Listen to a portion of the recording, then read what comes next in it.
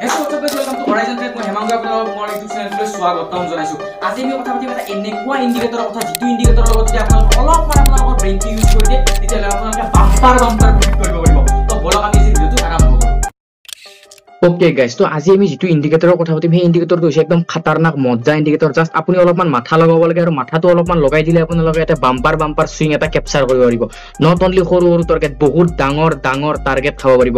তো গাইস বহুতে এই ইন্ডিকেটৰটোক মানে একদম মানে হালকাত লৈছিল, বাট এইটো হালকাত ল'ব লগা ইন্ডিকেটৰ নহয়। যদি আপুনি মানে হাৱাত ইউজ কৰে তো আপোনাৰ হাৱাত লছ হৈ যাব, ঠিক আছে। আপোনাৰ লাখ 2 লাখ 3 লাখ 20 লাখ সব আপোনাৰ হাৱাত উৰাই লৈ যাব। বাট আপুনি যদি অলপমান যদি স্মাৰ্টলি ইউজ কৰিব পাৰে এই ইন্ডিকেটৰটোক, আপোনাৰ লাইফ চেঞ্জ কৰি দিব পাৰে, ঠিক আছে। তো মই একো বস্তু প্ৰমিস নকৰো, জাস্ট আপোনাক মই দেখাম। চাওক আপুনি যদি ভাল লাগে আপুনি ইউজ কৰিব পাৰে, বেয়া লাগিলে আপুনি ইউজ নকৰিব পাৰে। তো চাওক ইন্ডিকেটৰটোৰ নাম হৈছে, আপোনাৰ চাওক ইন্ডিকেটৰ নামটো মই কৈ আছো। আপোনালোকে সাৰ্চ বটনত যাব, সাৰ্চ বটনত যাই কিনে আপোনালোকে সিম্পলকে সাৰ্চ কৰি দিব ইন্ট্ৰাডে বাই সেল, ঠিক আছে। ইয়াতে চাওক 7.8k মান ৰেটিং থাকিব এইটো। তো এইটোত আপোনালোকে সিম্পলকে এবাৰ ক্লিক কৰি দিব, ওকে। তো ইয়াৰ লগে লগে আপোনালোকৰ ইয়াত আপোনাৰ ইন্ডিকেটৰটো লাগি গল, ঠিক আছে। এতিয়া চাওক ইন্ডিকেটৰটোত আপোনালোকে কিছুমান সেটিংস কৰিব লাগিব, ঠিক আছে। এই সেটিংসটো আপোনালোকে সিম্পলকে ক্লিক কৰি দিব। ইয়াৰ পিছত আপুনি অলপমান তললৈকে আহিব, ঠিক আছে। ইয়াতে চাওক ইয়াতে যেটো RSI দেখা পালে আপোনালোকে, এই RSI টো আপোনালোকে 70 নহয়, 80 নহয়, এইটো RSI টো কৰিব আপোনালোকে 70, ঠিক আছে। ওকে, মোৰ তো মিস্টেক হৈ গল। RSI টো কৰিব 70। ইয়াৰ পিছত আপোনালোকে হাই ভ্যালু অফ RSI টো যে লিখিছে, এইটো সেকেন্ড নম্বৰটো সেইটো কৰিব আপুনি 70। আৰু ওপৰত যেটো 14 যেটো হৈছে RSI লেন যেটো 14 হৈছে, সেই RSI লেনটো আপোনালোকে কৰিব 10, ওকে।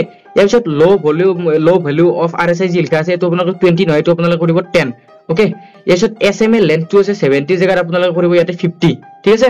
তো ইয়াৰ পিছত এইখিনি কৰি কিনে আপোনালোকে কি কৰিব লাগিব, ওকে কৰি দিলে, ওকে। আপোনালোকে এতিয়া ইন্ডিকেটৰটো কৰিব প্ৰপাৰলি ওয়াৰ্ক। আপোনালোকে চাওক ইয়াৰে যেটো মই এইখিনি যেটো কলো, এইখিনি আপোনালোকে মনত ৰাখিব, যেহেতু সেটিংসটোৰ ওপৰত মেইন নিৰ্ভৰ কৰে বস্তুখিনি। সেটিংসটো আপোনালোকে চাই ল'ব। ইয়াৰ পিছত আপোনালোকে সিম্পলকে ওকে কৰিব। এন্ড আপুনি ইয়াতে বস্তুটো চাওক কিমান ডাঙৰ মুভ ক্যাপচাৰ কৰিছে। ইয়াতে চাওক বহুত সৰু লছ দিছে, মই সেইবিলাকৰ ওপৰতো কথা পাতিম, বাট আমি আগত চাই লও প্ৰফিট খিনি, ওকে। এতিয়া চাওক আপুনি উইদাউট লজিকত ইয়াতে আপুনি ট্ৰেড কেতিয়াও নকৰিব। চাওক ইয়াতে এইখিনি জায়গাত আহিলে এটা সেল সিগনেল, ওকে। আমি সেল সিগনেলটো পাই গলো মাৰ্কেটৰ পৰা, বাট আমি সেল সিগনেলটো আহাৰ লগে লগে আমি কেতিয়াও সেল কৰি নিদিও, ঠিক আছে। এতিয়া সেল সিগনেলটো আহাৰ পিছত এই ইয়াতে এটা কি হল, এডাল প্ৰপাৰ গ্ৰীন এডাল বনাই দিলে, গ্ৰীন ক্যান্ডেল এডাল বনাই দিলে। ইয়াতে তো বহুতে সবে স্টপ লস খাই গলে, কিন্তু সেল সিগনেলটো আহিছিল ইয়াতে, বাট গ্ৰীন ক্যান্ডেলডাল আহি দিলে গোটেইখিনিৰ স্টপ লসটো উৰাই দিলে, ওকে।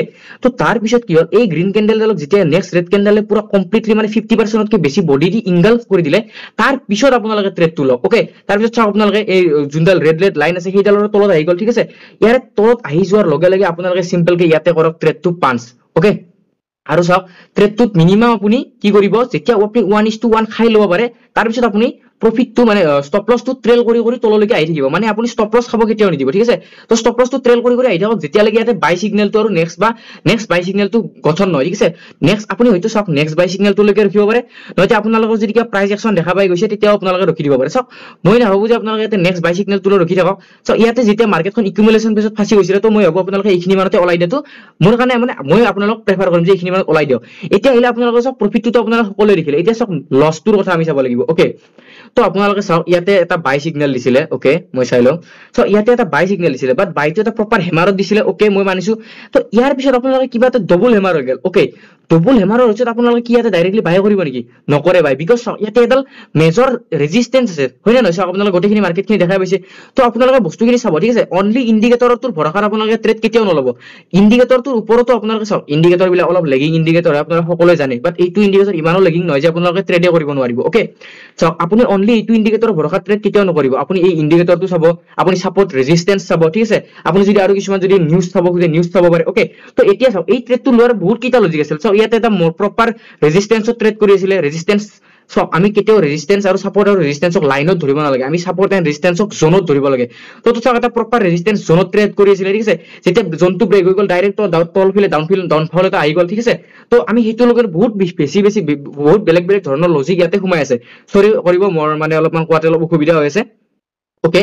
আপোনালোকে বুজিব ট্ৰাই কৰক। চাওক ইয়াতে চাওক যেটো এটা ওয়াৰ্নিং সিম্বল আহিছে ন, তাতো আপোনালোকে বাই সেল কৰিব পাৰে, বাট তাত কৰাটো মানে ইমান সেফটি নহয় ইহতৰ মতে, মানে ইন্ডিকেটৰটোৰ মতে। তো তাত আপোনালোকে একো নকৰিব। তাত যত আপোনালোকে বাই সিগনেল বি মানে হৈছে বাই, এস মানে হৈছে সেল।